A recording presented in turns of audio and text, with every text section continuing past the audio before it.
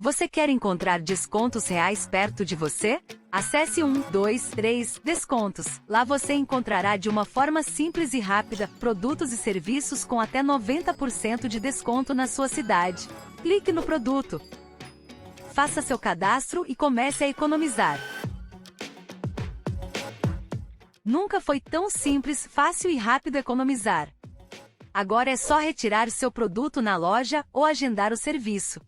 Acesse 123 Descontos. Comprar e economizar em um só lugar.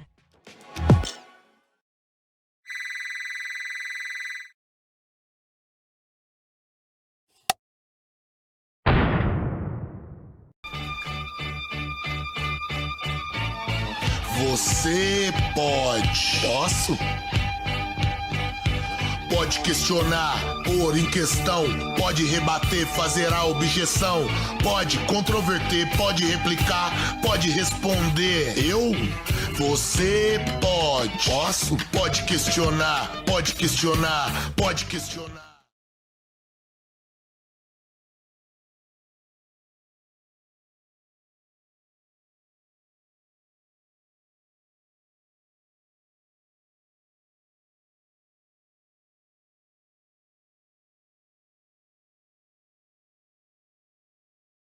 Conteúdos, bons papos sobre política, cultura, sociedade, esporte. E por falar em todos esses itens, a gente não podia voltar depois de uma longa e proveitosa férias aqui do nosso podcast e trazer essa figura emblemática para todos esses itens, né? Eu estou recebendo aqui um jornalista, um comunicador, um narrador esportivo de mão cheia, que todo mundo vai se lembrar dele.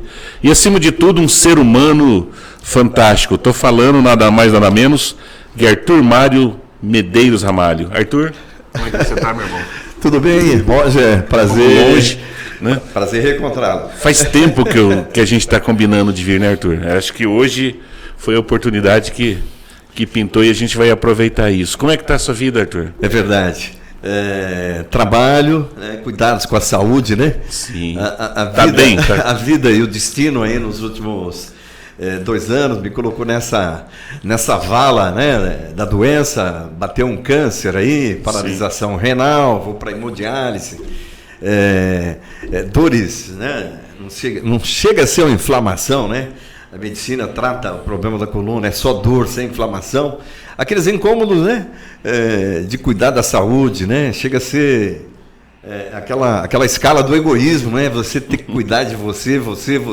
É necessário, não tem outra forma. Fazer o quê, né? É um desafio que a vida coloca e nós temos que enfrentar. Mas tomei a decisão, né, de fazer um enfrentamento, Rogério, trabalhando, né? Se não 100%, pelo menos 50%, 60% da rotina. Produzindo. Sim, tem que estar produzindo, tem que estar pensando, tem que estar interagindo com a sociedade.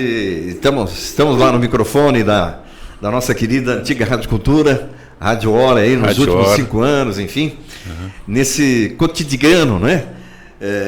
De Campo Grande, Mato Grosso do Sul, o programa Jornal da Hora, um pouco distante do jornalismo esportivo, que foi onde Campo Grande me deu uma identificação, né, com a sociedade, onde eu interagi muito, não só como o cronista esportivo, né, repórter por 10 anos, depois mais quase 30 anos na narração esportiva do rádio, e tenho saudades, né? Claro. A questão do rádio esportivo veio uma crise muito forte. No rádio esportivo, o futebol passou por uma transformação, outras modalidades Vamos também. Vamos falar disso. Agora, é importante dizer que o Arthur Mário, ele comanda o Jornal da Hora na Rádio Hora, 92? 92.3. 92.3. É uma rádio gospel, uma rádio necessária e de uma programação de extremo bom gosto, entre as quais o jornal que o Arthur pilota, um jornal plural, um jornal com capacidade de debater com vários segmentos, se não todos, da sociedade. Ouçam na Rádio Hora, assim como ouçam a Rádio Hora. Um abraço para o nosso amigo Luciano, que é um exemplo de administrador moderno, né, para as rádios de hoje. E Você esteve em quantas Copas do Mundo, Arthur? Vamos dar inveja na galera aqui. Inclusive a mim, né, que não fui nenhum. Olha, eu estive na cobertura de 2 Copas do Mundo, a Copa de 90 da Itália, a Copa de 94 nos Estados Unidos, na semifinal e final. Eu tive um acidente, né, como peladeiro jogando futebol, era para ter ido na Copa dos Estados Unidos desde o início, desde o começo. Não foi pra Copa porque se contundiu. Aí, entendi. Pé engessado, enfim. Aí aquele gol do... Mas eu tinha patrocínio, estava na difusora lá com o Fábio Zaran, enfim. Nós tínhamos um patrocínio nacional e cotas de patrocínio que permitia fazer futebol os 12 meses do ano, não é? Então, Copas do Mundo, Campeonato Regional, as Copas Américas ali dos anos 90, praticamente todas, a gente marcou presença, né? Esteve presencialmente. Presencialmente. Amistosos da seleção brasileira também, tinha uma gordurinha, então fomos lá. Seleção brasileira na Espanha, seleção brasileira em Israel, né? Em jogos amistosos. É uma fase muito forte ainda para o nosso rádio, né? Campo Grandense, para o rádio esportivo do Brasil, de um modo geral. Então, foram 2 Copas do Mundo, e num contexto muito interessante, né? Hoje, né, a partir da Copa de 98, houve uma mudança conceitual em coberturas do rádio brasileiro, né? É mesmo? Como assim? Em Copa do Mundo, né? Tanto a FIFA como a detentora dos direitos das transmissões no Brasil estabeleceram um custo altíssimo para as emissoras de rádio. Aí houve um refluxo. O mercado publicitário também, em relação à mídia rádio e com o advento das redes sociais, também houve um recuo muito grande das grandes contas publicitárias, né, na mídia rádio esportiva, enfim, a propagação da questão da imagem, né? Muitos canais alternativos, canais fechados, em cima do esporte. Agora o YouTube também, né? Exatamente. Então, é uma revolução conceitual aí, enfim. Mas eu tenho muita saudade desse período, né? Até do nosso futebol regional, né? Houve um enfraquecimento. Aí tem a questão... eu sempre tive um olhar crítico e político, né? Dessa questão do futebol.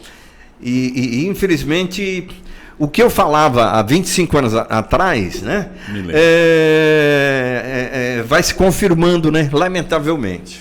E você começou no rádio em que ano? E foi aqui em Campo Grande? Ou Não, você veio da nossa querida Nova Andradina?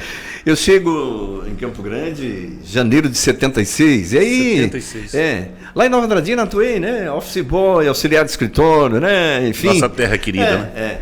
Aquele menino lá do futebol, né?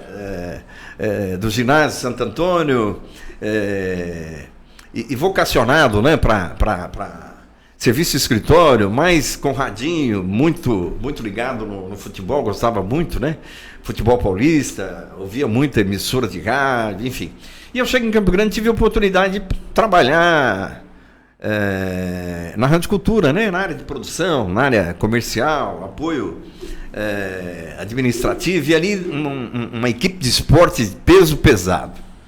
E aí me identifiquei muito, né? Reinaldo Costa, Rui Pimentel. Rui Pimentel na fase dele de narrador de futebol, enfim. Muito bom. Chegando do Paraná, do Rio de Janeiro. E era Campo Grande entrando no futebol profissional ali, né? Há 3 anos, né? Foi 73. E uma rivalidade com o Cuiabá. Eu, apaixonado pelo futebol, enfim, vivi tudo aquilo, né? E aí, posteriormente... 5 anos, né, de Rádio Cultura, Grupo Correio de Estado, vem a colocar no ar em 78 FM Canarinho, 1980 botar no ar a TV Campo Grande. Eu estava nesse meio todo. Aí depois eu me desligo, peço demissão e passo pela difusora rapidamente por um período curto, e aí faço concurso Banco do Brasil, assumo Banco do Brasil, mas com 1 ano de banco, sempre o convite para ir para o microfone do rádio, né? Ir para reportagem. Os amigos daquela época, todos em rodas de conversa, me viam com possibilidade de ir para o microfone, vem. Aí eu vou para reportagem, né? Isso lá na difusora, 1900... Exatamente, 1982. Aí é um período assim de atuar muito na reportagem, conviver, viajar, Operário, Comercial, Campeonato Brasileiro, tudo isso, enfim. Nossa. E aí é uma caminhada, né? Difusora, educação rural. Aí em 1990 veio um convite para narração esportiva, e que eu sonhava, desejava, né? Fiquei quase 10 anos na reportagem. E aí, a vivência no ambiente acadêmico, né? Vestibular, logo depois do Banco Brasil, né? Faculdade de História na nossa querida FUCMAT, aprender a pensar mais o mundo, a vida, e não só o futebol. Mas eu sempre fazia o futebol, mas com uma... E aí, a contextualização, né? O futebol e a política, as pautas do dia a dia, né? Os sonhos de jogadores daqui, jogadores que chegam, dirigentes, aquele ambiente do futebol, né? Colocando um pouco de olhar político nisso, e as razões da vida, né? Os sonhos, né? Os sonhos, né? O futebol, né? Dizia o Rui Pimentel, não esqueço, né? É o maior setor de relações humanas nesse mundo, não tem outra coisa. Nelson Rodrigues falava que é a metáfora da vida. E faz todo sentido. E nesse ambiente das grandes relações humanas, né? O rádio esportivo e a questão do futebol, para mim, foi algo fantástico. Quer dizer, Banco do Brasil com uma segurança fantástica, mas a minha cachaça, a minha poesia era esse mundo do rádio esportivo, do futebol. É disso que eu queria te perguntar. Você disse que ficou todo esse tempo na reportagem, em 90 foi para a locução, que foi a realização de um sonho. De onde você trouxe esse sonho? É de menino? Como que você é um exímio locutor esportivo, antológico, histórico. Quando eu falo do Arthur Mário, as pessoas lembram do garotinho, dos gols, a sua forma de narrar que é muito própria. É muito característica, todo mundo se lembra. Mas você tinha esse sonho desde criança? Não. Você narrava jogos na frente da televisão? Não. Como é que foi isso? Olha, na minha infância, eu imitava os filmes de Bang Bang, né? Aquele ambiente do Cine Rex, né? Na formação nossa da infância, né? Aquela dualidade do bem e do mal, né? O mocinho, né? Enfim... a idealização, né, do bom moço, né, e jogando futebol infantil, mirim, Colégio Santo Antônio, Nova Andradina, os princípios daquele esporte escolar, os princípios do esporte não só como brincadeira, mas o esporte com comprometimento olímpico, né, a importância da participação, resultado, empate, vitória ou derrota faz parte, né, da vida e do esporte. Isso entrou de maneira muito, muito forte. E nunca sonhei, nunca desejei, enfim. Quando eu caio no meio rádio em Campo Grande, aí começa dentro de mim um despertar para isso. Porque menino, lá na infância, eu ouvia rádio, né? O ambiente do cinema foi importante na minha formação, né, de ser o bom moço em relação àquilo que é bom, né? Hollywood, né? O cinema trazia isso, a formação escolar, enfim. Agora, a prática, né, do futebol de campo, a prática do futebol de salão, tinha a opção do vôlei, do basquete, né? Eu tinha irmãs que se identificaram muito, né? Jogavam basquete, jogavam vôlei lá com os irmãos maristas. Irmão Braz, né? Irmão Braz, irmão Ari, enfim. Irmão Ari foi meu diretor. Então, era entretenimento para mim, mas com uma seriedade muito grande. Eu que não fui craque, né? Era um jogador menino mediano ali, aquele mundo, né, dos apelidos, né, do bullying hoje, enfim, da convivência, do deboche, enfim, mas bola rolando era responsabilidade. Essa coisa de espírito de equipe, né?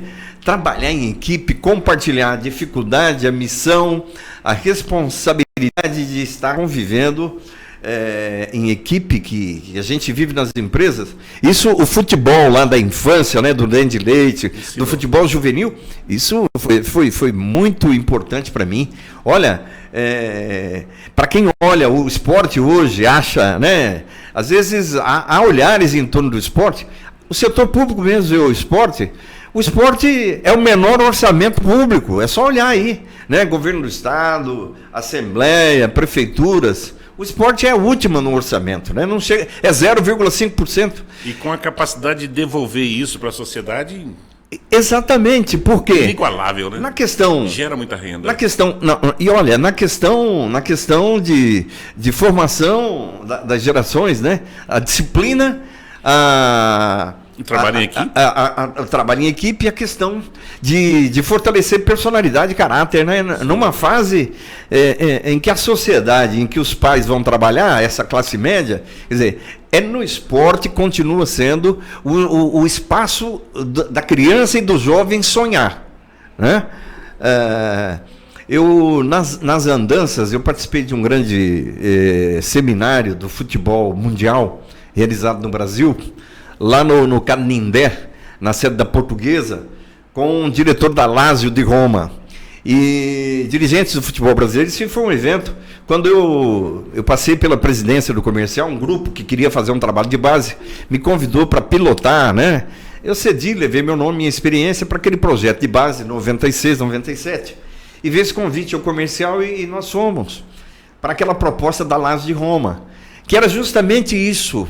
A Lazio abriu o seu departamento de base com filiais em todos os países da Comunidade Econômica Europeia, com esse conceito de que a criança e o adolescente, ao passar pelas categorias de base da Lazio, até o menino de óculos fundo de garrafa, ele tinha chances ali nos anos 90 de passar pelas escolinhas. Não era o conceito que o Brasil está colocando aí com os técnicos de futebol de base, né? Que chega um menino talentoso, primeiro drible, técnico para o treino e o menino tem que, se é um ponta de lança, se é um armador, ele tem que virar um volante de contenção, de marcação, e é proibido o drible. Não é acreditável. Quer dizer, na Lazio de Roma, aquele projeto era para dar uma revolucionada, e veja que tecnicamente o futebol europeu hoje engoliu o futebol brasileiro, em termos de técnica.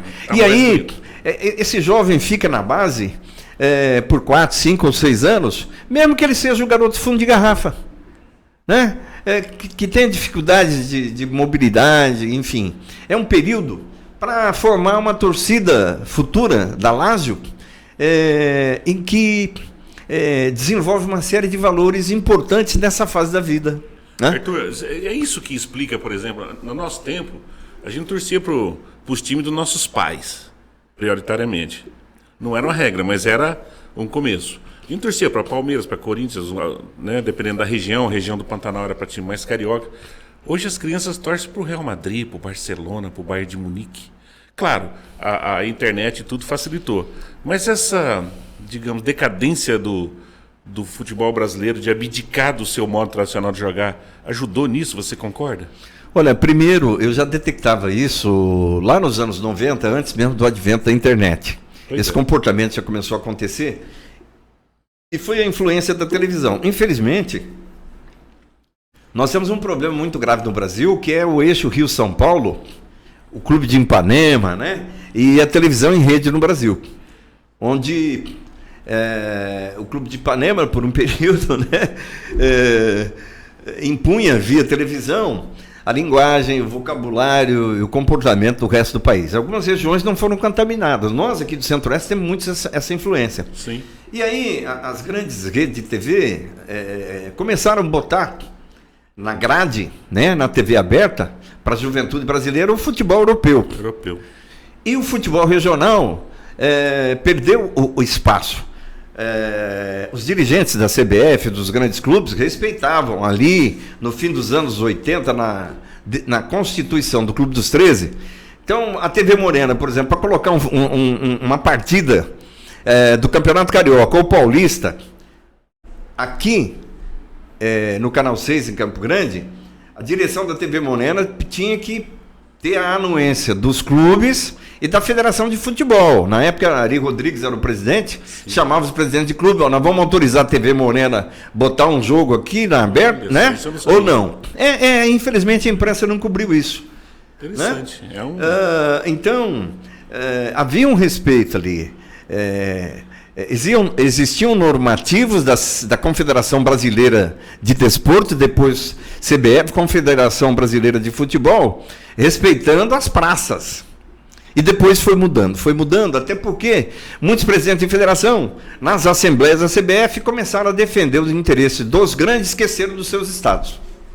Arthur, aí você foi pro rádio, você deve ter feito, narrado. Feito é a linguagem dos narradores, né? Eu fiz tal jogo, narrado vários jogos interessantes. Qual foi o jogo assim que você teve a oportunidade de narrar, de estar presente, que mais te impressionou, que você mais lembra, que faz parte da sua memória afetiva no rádio? Olha, tem uma partida de futebol aí, do ano de 2005, eu narrei pela FM Educativa, na 104, à época, direção do Bosco Martins. Genial.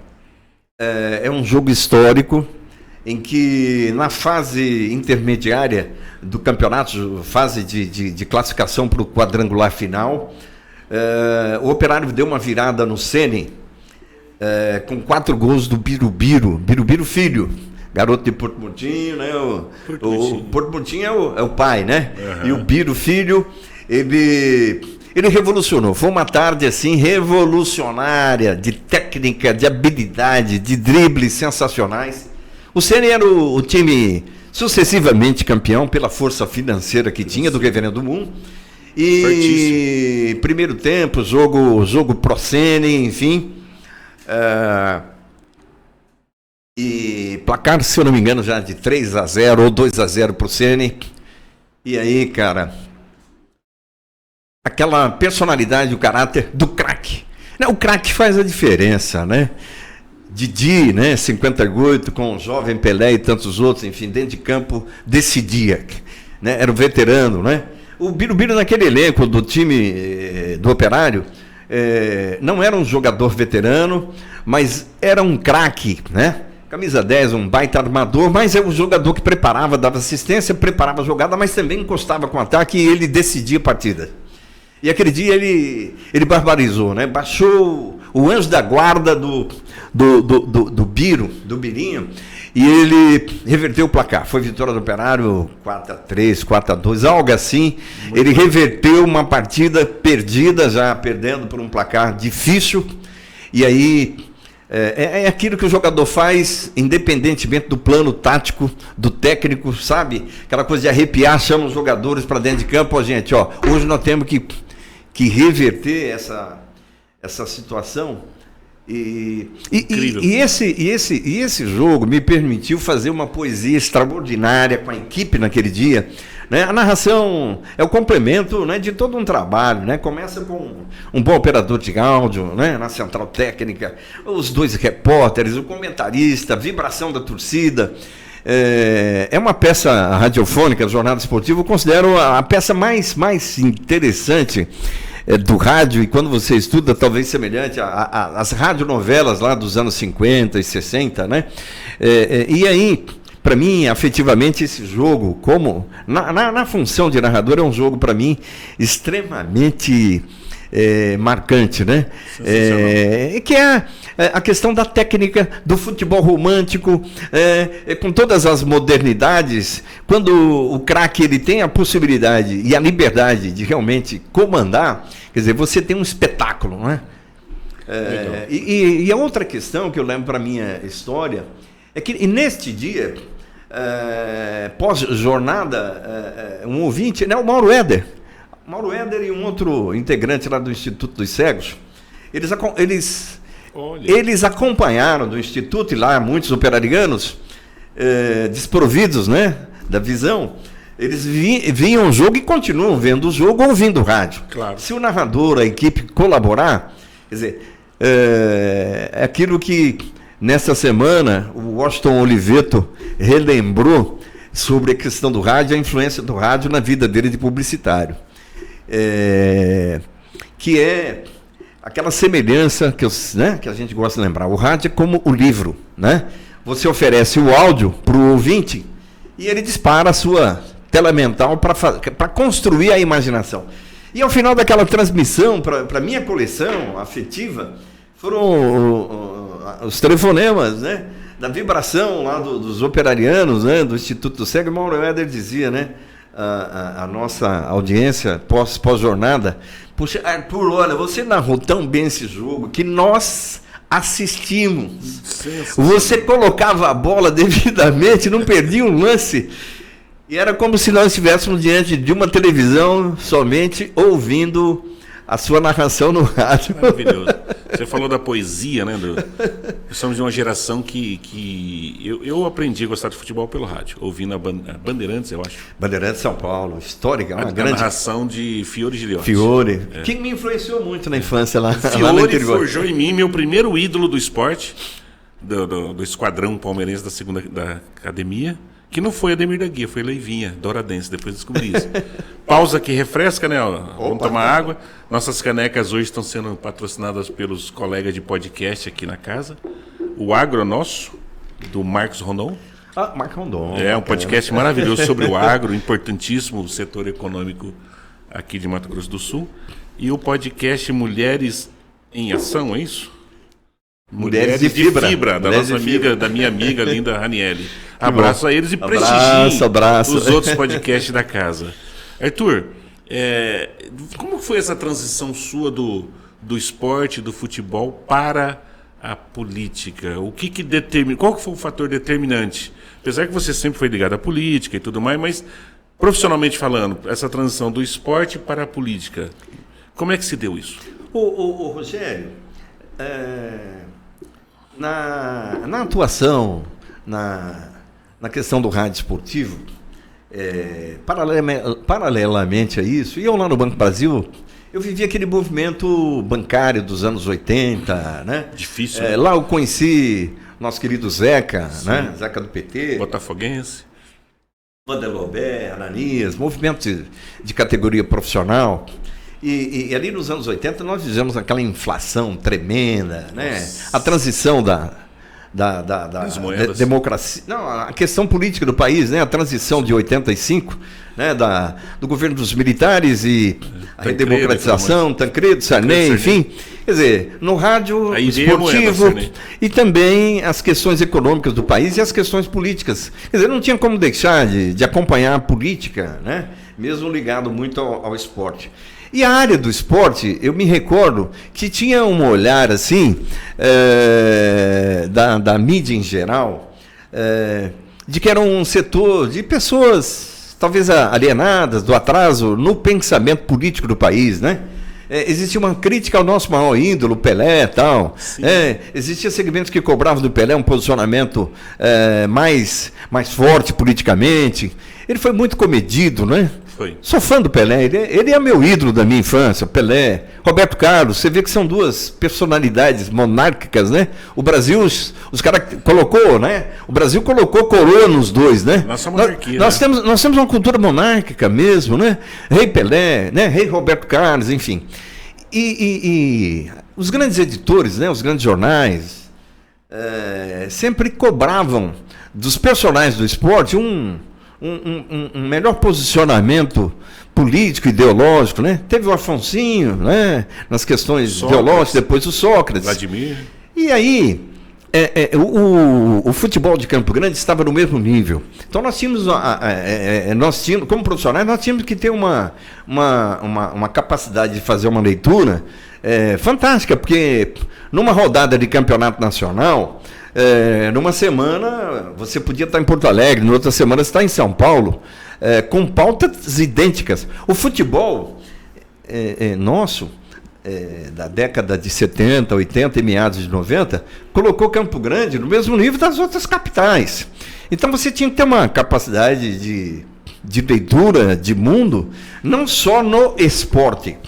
Nós tínhamos que começar pautar as questões políticas, até com jogadores, né, se pronunciando em campo, jogadores do eixo Rio-São Paulo, jogadores do Sul e atletas daqui também.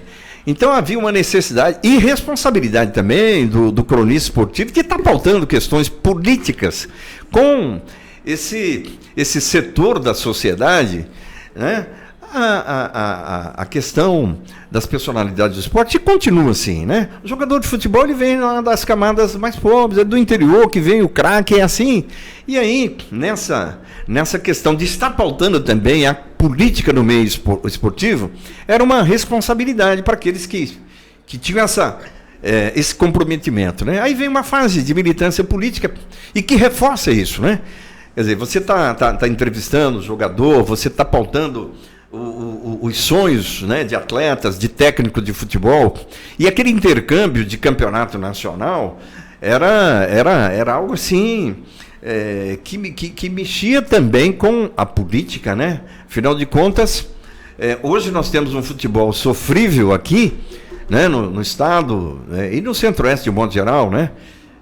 Nós estamos aí na Série D, né, com Costa Rica, Operário Comercial nem né? Estamos na Série D porque não existe a Série Z, né? Exatamente. Não estaríamos lá. Então, hoje a pauta é essa.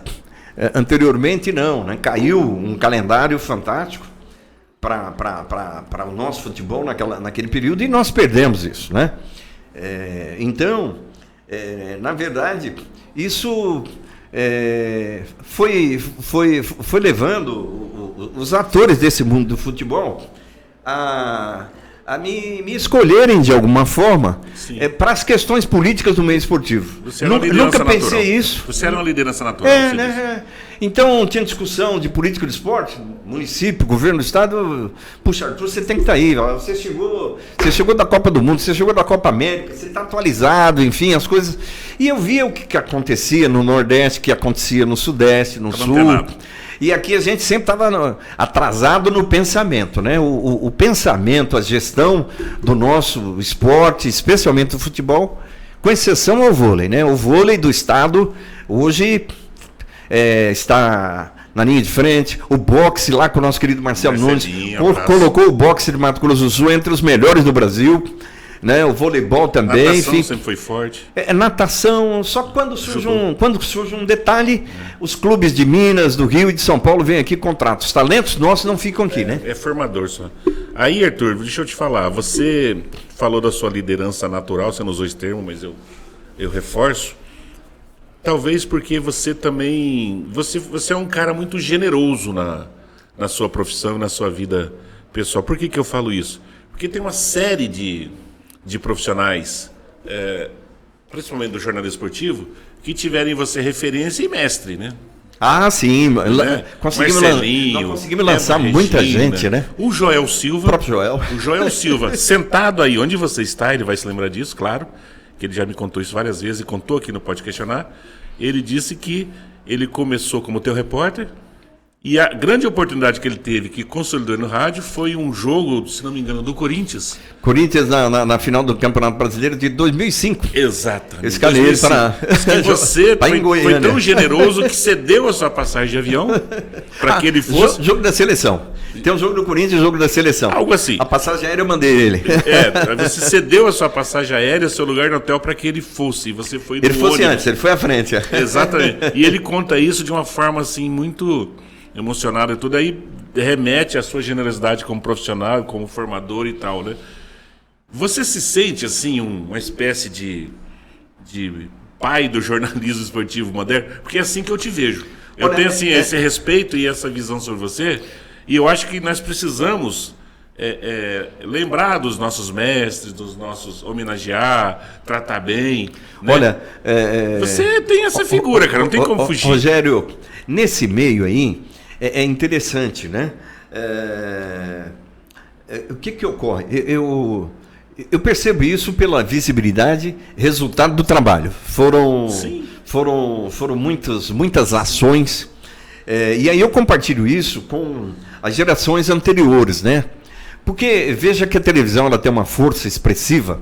Quando o Fábio Zaran me convidou para montar a equipe de esportes na Difusora, ele estava com o nosso saudoso Carlos Voges como editor de esportes na TV, na TV Morena. Ia começar o campeonato estadual de 1990 com a abertura, a federação programou um comenário na abertura do campeonato e não tinha equipe esportiva de rádio para fazer o jogo. E o Fábio abraçou, como empresário de comunicação, essa demanda. A Rádio Difusora era do Grupo Zaran. Na época. E aí ele me encaminhou para o Vamil Martins e o Armin Chenzarian estavam lá retomando a Difusora para o Grupo Zaran. E o Pereira Guedes estava com a emissora arrendada e aí devolveu. E aí, puxa vida, vai começar o campeonato, Arthur.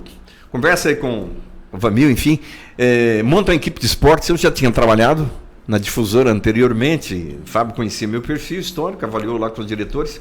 Não pode começar o futebol, né, sem o rádio, na cobertura ao vivo. Oswaldo Nunes, presidente do Operário, Renato Gomes, presidente do Comercial. Puxa vida, vai começar o campeonato, a federação, todo mundo preocupado.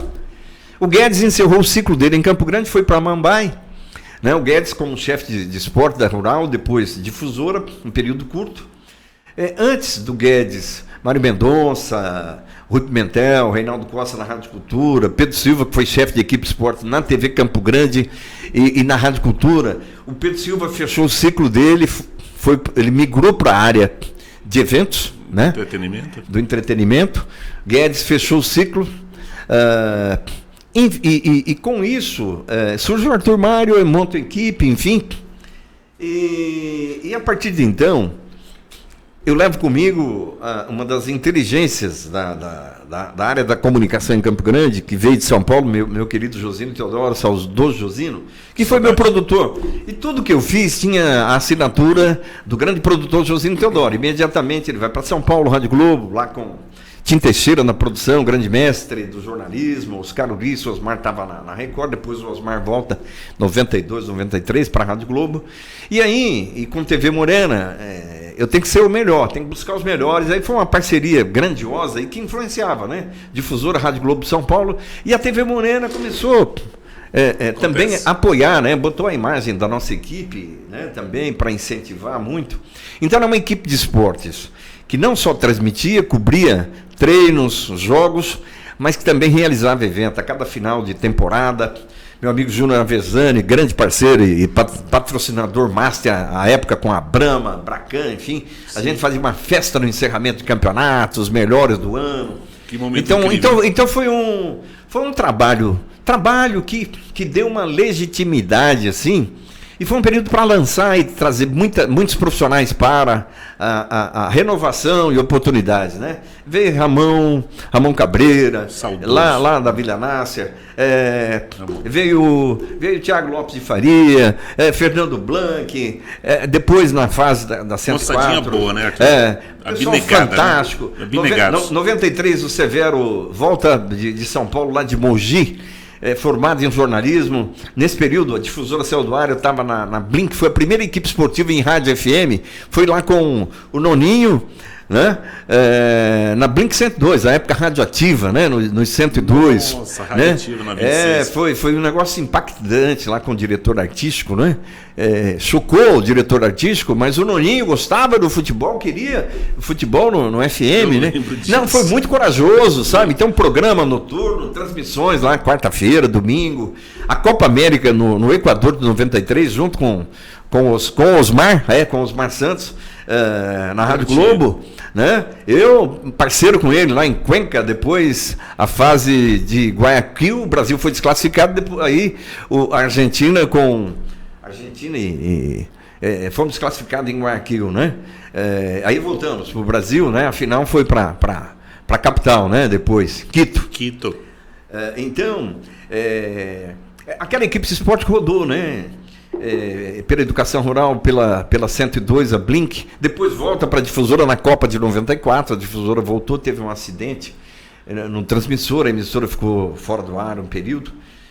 Uma fase muito bacana, né? Também, aquela equipe também pela Educação Rural, e foi tão empolgante, porque o rádio ele tem essa possibilidade, a televisão nem tanto, não é? Quer dizer, o espetáculo que é o futebol, e esse espetáculo ele ganha uma ampliação com a cobertura do rádio. Veja que o profissional do rádio esportivo, ele tem um fã, né? Tem o torcedor do time e tem o fã do narrador, do comentarista, das equipes de esportes. É um negócio assim de muito sentimento mesmo, né? Esse afeto que começou a incomodar, né? Mudou muito a partir de 98.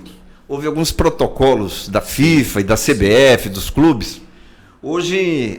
Do monopólio, você quer dizer? É um monopólio. Jogador de futebol virou um CPF, né? Um CNPJ hoje, né? CNPJ.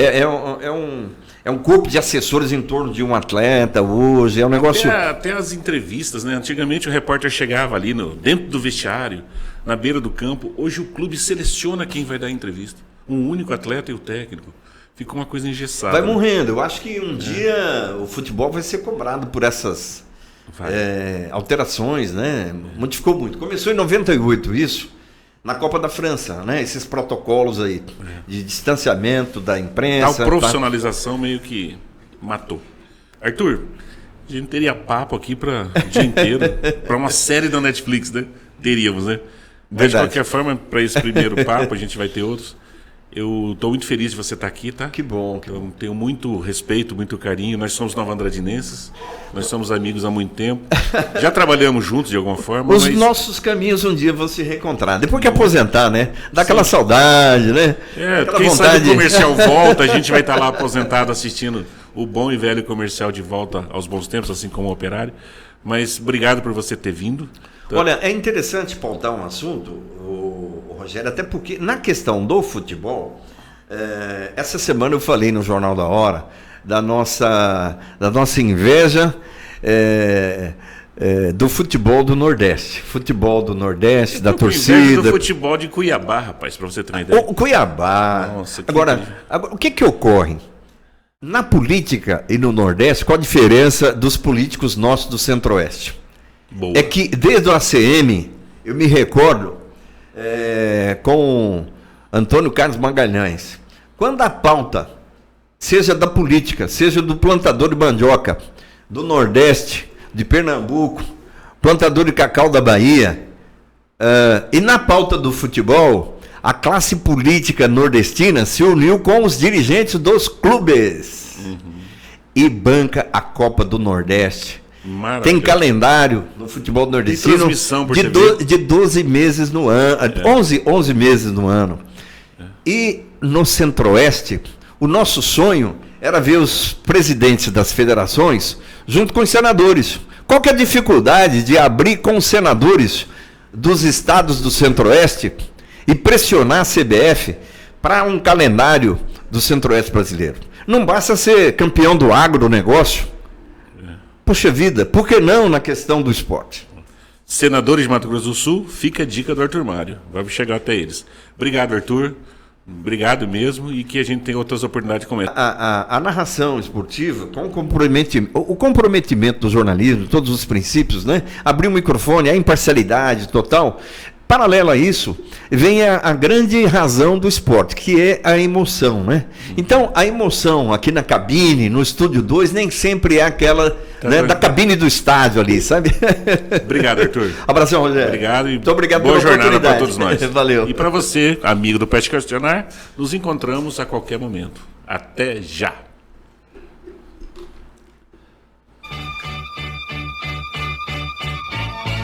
Você pode. Posso? Pode questionar, pôr em questão, pode rebater, fazer a objeção, pode controverter, pode replicar, pode responder. Eu? Você pode. Posso? Pode questionar, pode questionar, pode questionar. Você quer encontrar descontos reais perto de você? Acesse 123 Descontos. Lá você encontrará de uma forma simples e rápida produtos e serviços com até 90% de desconto na sua cidade. Clique no produto. Faça seu cadastro e comece a economizar.